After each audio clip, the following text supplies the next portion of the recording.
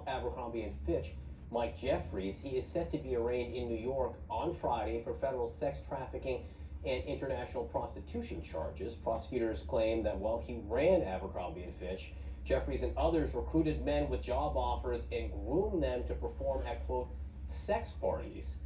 CNN's Bryn Gingras is here with us. You were here when this news broke yesterday. Now we have much more information. What do you learn? Yeah, because we see the indictment, right? And it's pretty grotesque. I'm not going to lie to you. We won't get into too many details about that, but it's important to point out here that, like you just said, he resigned, or rather retired, from the CEO position at Abercrombie & Fitch in 2014. Prosecutors are alleging all of this, at least these charges that he's related to right here, is from December 2018 to March 2015. So they say he was using his influence, he was using his power, his wealth, to do basically all of what is alleged in this indictment. And what is alleged is he and his romantic partner, Matthew Smith, along with a third man who was considered sort of a middleman in this conspiracy, that middleman would essentially recruit men from all around the world, men who typically wanted to be a model, wanted to, further their careers in some sort of way with Abercrombie and Fitch possibly, and would groom them, basically have them try out to eventually meet with Jeffries and his romantic partner, Matthew Smith, and they would attend these sex events. And at these sex events, according to the indictment, there was Viagra pumped into these men.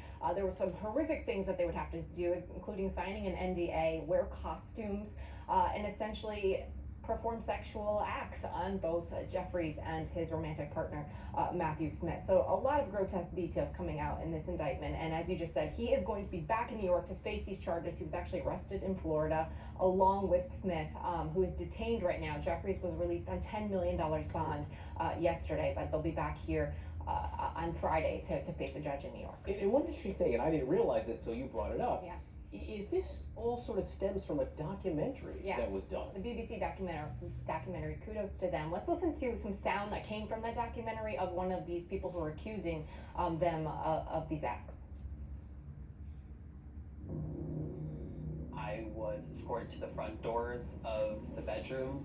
When I entered that room, the door was closed behind me. My feeling of being in that room was an animal. I was not a human to any of these people. I was a body. I was being presented to someone to do what they wanted with. What happened to me changed my life, and not for the better. I mean, just horrific allegations, and that was just one of the men that came forward. There were several that came forward in that documentary. Following that, there was a civil lawsuit against Jeffries.